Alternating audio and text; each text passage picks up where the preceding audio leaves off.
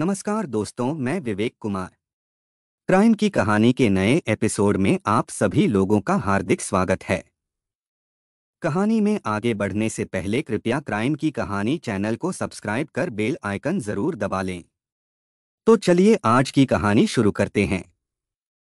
6 जून 2023 की सुबह लगभग 7:30 बजे मनोहर लाल हर रोज की तरह अपने साथ 2 खच्चर लेकर रोजी रोटी की तलाश में घर से निकला था। घर से निकलते समय उसने बताया था कि वह अपना काम खत्म करने के बाद अपने एक परिचित से मिलने जाएगा, जिसके कारण घर आने में थोड़ा लेट भी हो सकता है। 15 दिन बाद उसकी शादी की डेट फिक्स थी। उसी कारण उसके घर की कुछ मरम्मत का काम चल रहा था। शादी के कारण ही उसने अपने परिचित से कुछ पैसों की व्यवस्था करने को कहा था, जिसके कारण वहां पर उसका जाना बहुत ही जरूरी था। मनोहर लाल अपना काम खत्म कर अक्सर 4-5 बजे तक घर पहुंच जाता था, लेकिन उस दिन वह शाम के 6 बजे तक भी घर नहीं पहुंचा तो उसके परिवार वाले चिंतित हो उठे।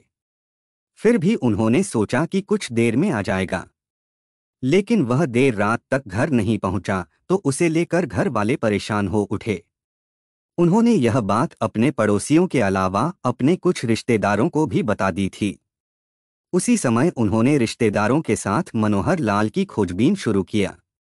हालांकि मनोहर लाल अपने घर वालों से किसी परिचित के यहाँ जाने वाली बात कहकर गया था, लेकिन वह किसके पास गया था यह नहीं जानते थे। यही कारण रहा कि रात भर घर वाले अपने रिश्तेदारों के साथ उसे इधर उधर ढूंढते रहे, लेकिन मनोहर लाल का कहीं भी पता नहीं चला।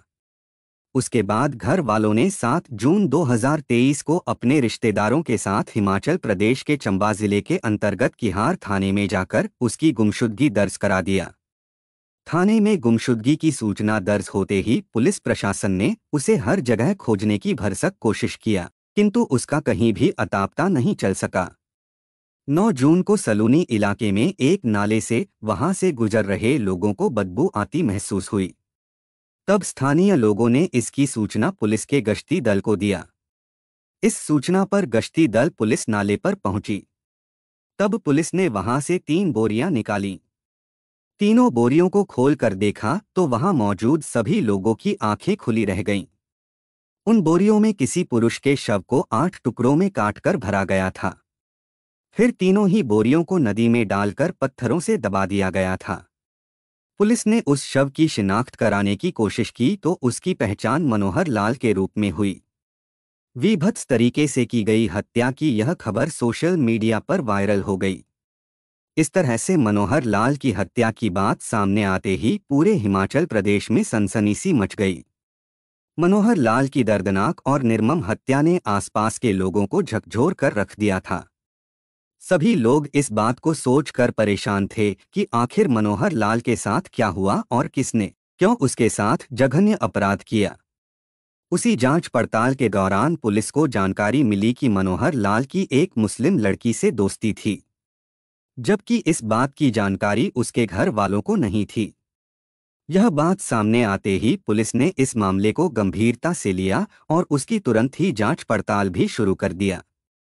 पुलिस को लग रहा था कि मनोहर लाल की हत्या की मुख्य वजह उसकी दोस्ती ही रही होगी।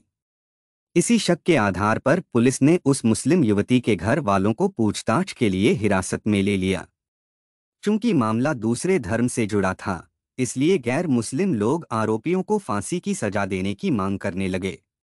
विश्व हिंदू परिषद के कार्यकर्ताओं ने इस घटना के विरोध में जिला मुख्यालय से रोष मार्च निकाला और आरोपियों को फांसी की सजा देने की मांग किया। क्षेत्र में इस मामले के तूल पकड़ते ही 13 जून 2023 चंबा जिला मुख्यालय में जिला प्रशासन और पुलिस प्रशासन द्वारा संयुक्त प्रेस कॉन्फ्रेंस का आयोजन किया गया, जिसमें चंबा एसपी अभिषेक यादव ने पत्रकारों को बताया कि इस मामले को गंभीरता से लेते हुए एसआईटी तेजी के साथ जांच पड़ताल कर रही है। उन्होंने बताया कि इस मामले में शब्बीर नाम के एक व्यक्ति को गिरफ्तार किया है। साथ ही 2 नाबालिग लड़कियों को भी पूछताछ के लिए हिरासत में लिया है, जिनसे लगातार पूछताछ जारी है। उसी पूछताछ के दौरान पुलिस को पता चला कि मनोहर लाल के एक मुस्लिम युवती के साथ प्रेम प्रसंग चल रहा था, जिसकी जानकारी होने के बाद युवती के घर वालों ने मनोहर लाल को अपने घर बुलाकर उसके साथ मारपीट भी की थी। पता चला कि मारपीट में युवती के चाचा चाची मुसाफिर हुसैन और फरीदा बेगम भी शामिल थी। पुलिस ने पूछताछ के लिए दोनों को हिरासत में ले लिया है। प्रेस वार्ता करते हुए डिप्टी कमिश्नर अपूर्व देवगन ने मीडिया को बताया कि इस जघन्य अपराध के खुलासे के लिए प्रशासन पूरी तरह से लगा हुआ है। इस मामले को लेकर समाज के हर वर्ग को एक साथ मिलकर खड़े होने की जरूरत है। कोई भी राजनैतिक नुमाइंदा या समाज सेवी ऐसी धार्मिक सूचनाएं न फैलाए जिससे आपस में मनमुटाव की स्थिति पैदा हो। स्थिति पूरी तरह से जिला प्रशासन के नियंत्रण में है। प्रशासन की लाख कोशिशों के बावजूद भी क्षेत्र की स्थिति बिगड़ती गई। 15 जून 2023 को कुछ स्थानीय लोग आक्रोशित हो उठे और उन्होंने आरोपियों के घरों में आग लगा दिया।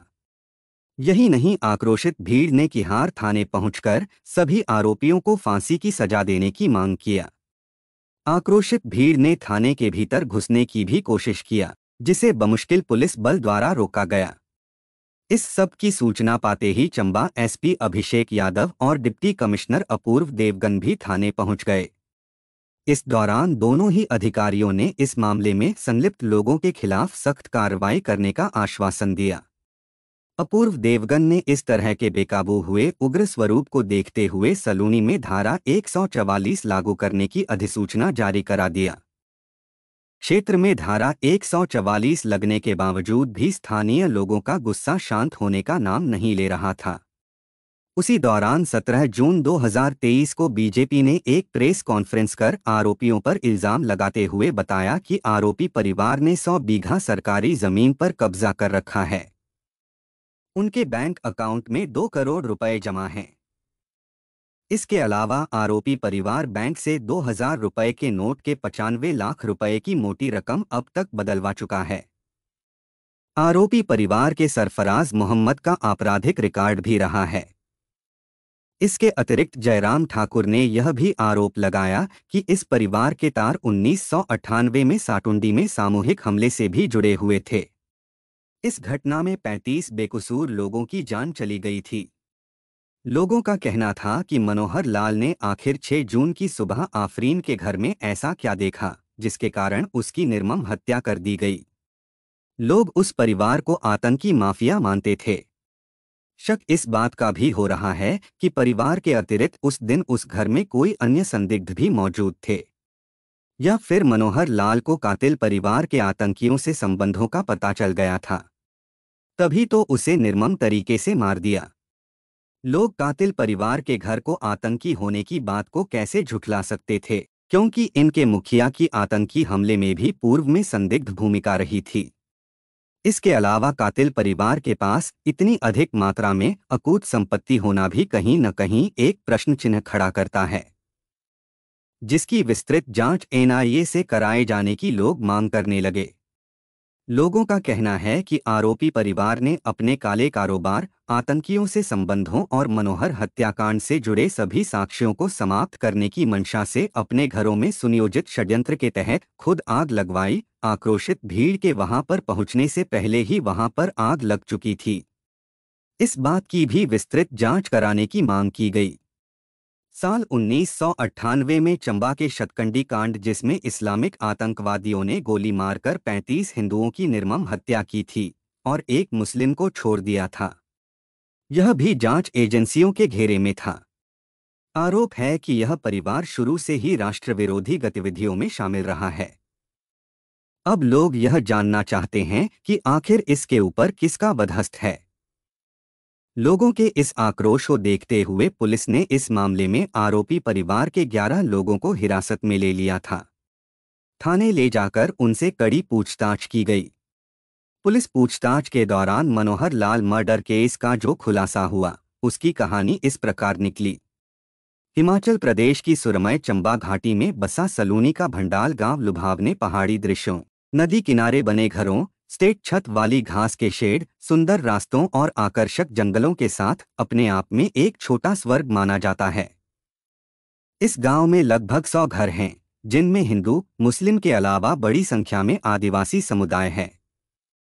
ग्राम पंचायत भोदल के गांव थरोली में रामू अधवार का परिवार रहता था। रामू अधवार शुरू से ही खच्चरों के सहारे अपनी रोजी रोटी चलाते आ रहे थे। उनके पास खेती की थोड़ी बहुत जमीन भी थी। मनोहर लाल 3 बहनों में सबसे बड़ा और इकलौता भाई था। मनोहर लाल कुछ समझदार हुआ तो उसने अपने पापा की जिम्मेदारी संभालते हुए खेती करने के अलावा खच्चरों पर सामान ढोने का काम शुरू कर दिया, जिसके सहारे उसके परिवार की रोजी रोटी ठीक से चलने लगी थी। मनोहर लाल इस वक्त 22 साल का हो चुका था। उसकी शादी की उम्र हुई तो उसके घर वालों ने उसके लिए एक लड़की की तलाश शुरू कर दिया। उसी दौरान उन्हीं के एक रिश्तेदार के माध्यम से एक लड़की से उसकी शादी की बात भी पक्की हो गई थी। शादी की बात पक्की होते ही उसके घर वालों ने शादी की तैयारियां शुरू कर दी थीं। उसी तैयारी के चलते सबसे पहले उन्होंने अपने घर की मरम्मत का काम भी शुरू कर दिया था। उसी मरम्मत के लिए वह 6 जून 2023 को अपने एक परिचित से कुछ पैसे लाने की बात कहकर घर से निकला था। पुलिस पूछताछ के दौरान जो जानकारी सामने आई, उसमें पता चला कि मनोहर लाल का शब्बीर के घर आना जाना था। शब्बीर अहमद की 2 नाबालिग बहनें थीं। उन्हीं में से एक का नाम आफरीन था। उसी आने जाने के दौरान मनोहर लाल की आफरीन से दोस्ती हो गई। दोस्ती होने के बाद दोनों ही मोबाइल पर बात करने लगे थे, जिसकी जानकारी धीरे धीरे आफरीन के घर वालों को भी हो गई थी। इस जानकारी के मिलते ही आफरीन के घर वालों ने उसे समझाने की कोशिश किया, लेकिन उसके बावजूद भी दोनों ही मोबाइल पर बात करने से बाज नहीं आए। आफरीन के घर वालों ने पुलिस को बताया कि उन्होंने कई बार मनोहर लाल को अपने घर आने से मना किया था, लेकिन वह अपनी हरकतों से बाज नहीं आया। उसकी उन्हीं हरकतों से आजिज़ आकर उन्होंने आफरीन से ही फ़ोन कराकर उसे अपने घर बुलाया। 6 जून 2023 को मनोहर लाल अपने घर वालों से झूठ बोलकर अपने साथ दोनों खच्चरों को लेकर घर से निकला था। मनोहर लाल ने आफरीन के घर जाने से पहले ही अपने दोनों खच्चरों को सलूनी नाले के पास छोड़ दिया। फिर वह आफरीन के घर चला गया। उसके बाद उन्होंने उसे फिर से समझाने की कोशिश किया, लेकिन वह उनकी एक भी बात मानने को तैयार न था। उसी से तंग आकर उन्होंने उसे घर में ही डंडों से बुरी तरह से मारा पीटा। जब मनोहर लाल बेहोश हो गया तो उन्होंने उसकी हत्या कर दिया। उसके बाद उसकी लाश को ठिकाने लगाने के लिए लकड़ी काटने वाली आरी से उसे 8 टुकड़ों में काट डाला। फिर उसके सभी टुकड़ों को 3 बोरियों में भरकर नाले में पानी के नीचे पत्थरों से दबा दिया। तभी मनोहर लाल के गायब होने की खबरें फैलीं। उसके गायब होते ही उसे उसके घर वालों के साथ साथ पुलिस ने भी सभी जगह ढूंढा, लेकिन उसका कहीं भी अता पता नहीं चला। उसी दौरान सलूनी इलाके में एक नाले के पास से अचानक आई बदबू से लोग परेशान हो उठे थे। उसी नाले के पास कई दिनों से 2 खच्चर लगातार खड़े हुए थे। स्थानीय लोगों को उन खच्चरों का लगातार खड़े रहना अजीब सा लगा। वहां पर रह रहे कुछ लोग जानते भी थे कि ये खच्चर मनोहर लाल के हैं, लेकिन फिर भी किसी ने उसके बारे में गहराई से नहीं सोचा। धीरे धीरे जब मनोहर लाल के गायब होने की खबर क्षेत्र में फैली तो लोगों ने अनुमान लगाया कि इस तरह से खच्चरों के खड़े होने का मतलब मनोहर लाल के साथ कुछ अनहोनी होने की संभावना को दर्शाता है। यही सोचकर लोगों ने वहां से गुजर रहे नाले में देखा तो वहां पर एक व्यक्ति के पैर का जूता और उसके पास ही बोरे दबे नजर आए। तब उसकी सूचना पुलिस को दी गई। फिर उसी नाले से मनोहर लाल के शव के 8 टुकड़े बरामद हुए। इस केस में जहां एक तरफ आरोपी के घर वालों ने मनोहर लाल पर एक साथ 2 युवतियों के साथ प्रेम प्रसंग का आरोप लगाया था, वहीं इंटरनेट पर मृतक मनोहर लाल के बारे में कई आधारहीन खबरें प्रसारित होने से पीड़ित परिवार के लोग बेहद दुखी और परेशान थे। इस मामले में मीडिया से बातचीत करते हुए मनोहर लाल के पिता रामू अधवार, मां जानकी, बहनें त्रिशला, सृष्ठा, सीमा और चचेरे भाई मानसिंह, उत्तम सिंह व अन्य ने बताया कि मनोहर लाल के बारे में जो प्रेम संबंधों की अफवाहें उड़ाई जा रही हैं, वे सब बेबुनियाद हैं। इस मामले को प्रेम संबंध से जोड़कर केस को भटकाने का प्रयास किया जा रहा है। परिजनों ने बताया कि मनोहर लाल एक शांत स्वभाव वाला सीधा सादा युवक था। जो कि सभी लोगों से मुस्कुराते हुए प्रेम से बात करता था। वह हमेशा ही अपने काम से काम रखता था। अगर उसका किसी युवती से प्रेम प्रसंग चल रहा होता तो वह शादी की बात चलने से पहले ही अपने परिवार वालों को जरूर बता देता। मनोहर लाल के बुजुर्ग माता पिता का कहना था कि उनके इकलौते बेटे के आरोपियों को फांसी की सजा मिलनी चाहिए। मृतक मनोहर लाल की बुजुर्ग मां जानकी का रो रो कर बुरा हाल था। मां ने रोते हुए बताया कि 15 दिन बाद ही उनके बेटे की शादी थी। शादी की पूरे घर में धूमधाम से तैयारियां चल रही थी। जैसे तैसे कर घर की मरम्मत का काम चल रहा था। लेकिन उसके बेटे के खत्म होते ही उसकी सारी तैयारियां धरी की धरी रह गईं। बुजुर्ग मां का बेटे के लिए बहू लाने का सपना भी उसकी अर्थी के साथ ही टूट गया। पुलिस इस मामले में 11 आरोपियों को गिरफ्तार कर चुकी थी। पुलिस इस मामले से जुड़े सभी आरोपियों की पृष्ठभूमि भी खंगाल रही थी। आरोपियों के व्यवसाय से लेकर कहां-कहां इन लोगों का आना जाना था, किन लोगों से ये लोग मिलते थे, इस सब की जानकारी जुटाई जा रही थी। आरोपियों की जम्मू कश्मीर के डोडा जिले में भी रिश्तेदारी है। वहां से भी लोग इनके घर आते जाते रहते थे। इस बात को भी गंभीरता से लेते हुए हिमाचल प्रदेश की पुलिस डोडा पुलिस के साथ संपर्क साधने में लगी हुई थी। प्रदेश सरकार ने एसआईटी से 15 दिन के भीतर पूरे घटनाक्रम की रिपोर्ट मांगी थी। पुलिस प्रशासन ने शांति व्यवस्था को देखते हुए चंबा में 160 दिनों के लिए धारा 144 लगाई थी। वहीं नेताओं व अन्य लोगों को पीड़ित परिवार के सदस्यों से मिलने पर भी पाबंदी लगा दी थी। साथ ही कुछ संदिग्धों पर भी पुलिस अपनी नजर रखे हुए थी। बहरहाल पुलिस ने आरोपियों से पूछताछ करने के बाद उन्हें कोर्ट में पेश कर जेल भेज दिया। आज की कहानी बस यही तक। अब बारी कमेंट पढ़ने की है। मीरा राय मैम ने कमेंट किया है, एक बहन ही बहन के लिए सबसे अच्छी दोस्त होती है, बट यहाँ तो बहन ही जान की दुश्मन बनी। Very sad. मैम आपके सपोर्ट और प्यार के लिए दिल से धन्यवाद। नेहा भाटिया जी ने कमेंट किया है, नेहा हिमाचल प्रदेश, मैं आपकी वीडियो रोज देखती हूँ। कमेंट आज पहली बार किया है। सर प्लीज हिमाचल की भी कोई स्टोरी सुनाएं। मैम आपके सपोर्ट और प्यार के लिए दिल से धन्यवाद। यह कहानी आपको कैसी लगी कमेंट करके जरूर बताइएगा। कल्पना लिंबू जी ने कमेंट किया है, मैम आपके सपोर्ट और प्यार के लिए दिल से धन्यवाद। आलिया जी ने कमेंट किया है, नाइस स्टोरी, आपकी हर स्टोरी अच्छी होती है, God bless you always. Alia ma'am आपके कमेंट के लिए आपका तहे दिल से शुक्रिया। आसिफ जी ने कमेंट किया है, nice work bro, keep growing up. Sir आपके सपोर्ट और प्यार के लिए दिल से धन्यवाद। सिमरन कौर मैम ने कमेंट किया है, good afternoon Vivek ji, happy Sunday. First comment, very sad crime story. Ma'am आपके सपोर्ट और प्यार के लिए दिल से धन्यवाद। मनोज प्रभाकर जी ने कमेंट किया है, सब रिश्तों का बेड़ा गर्क हो चुका है, पता नहीं क्या क्या देखना पड़ेगा, ऊपर वाला क्या खेल खेल रहा है। मनोज प्रभाकर लुधियाना।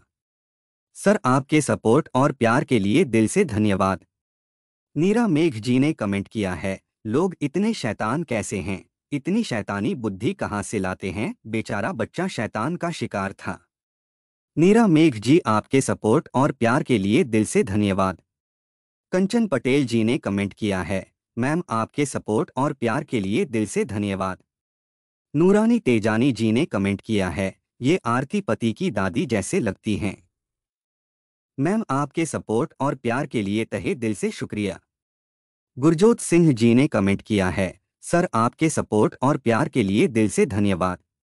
रीता छेत्री मैम ने कमेंट किया है, वेरी गुड नरेशन। मैम आपके सपोर्ट और प्यार के लिए दिल से धन्यवाद। रोशनी पटेल जी ने कमेंट किया है, हेलो सर। मैम आपके सपोर्ट और प्यार के लिए दिल से धन्यवाद। आलोक सर ने कमेंट किया है, इश्क अंधा होता है, यह जो अपराध ना करा दे वह कम ही है। सर आपके सपोर्ट और प्यार के लिए दिल से धन्यवाद। मेरे कुछ भाई और बहन ऐसे भी हैं जो डेली के लिसनर हैं, हर वीडियो को देखते हैं और कमेंट करते हैं, जैसे Raqib sir, Rahul Jaykar sir, Narendra Joshi sir, Roshan Dalvi sir, Aarti Chauhan ji, Sarita Rai ji, Nadia Umber Lodhi ji, Mahesh Rastogi ji, Zafar Khan ji और सभी भाई बहनों को शुक्रिया जो मेरे वीडियो को लाइक शेयर और कमेंट करते हैं। आप लोग ऐसे ही अपना प्यार बनाए रखिए। मैं आप लोगों के लिए रोज नए वीडियो लाता रहूंगा। कहानी को लास्ट तक सुनने के लिए आपका धन्यवाद।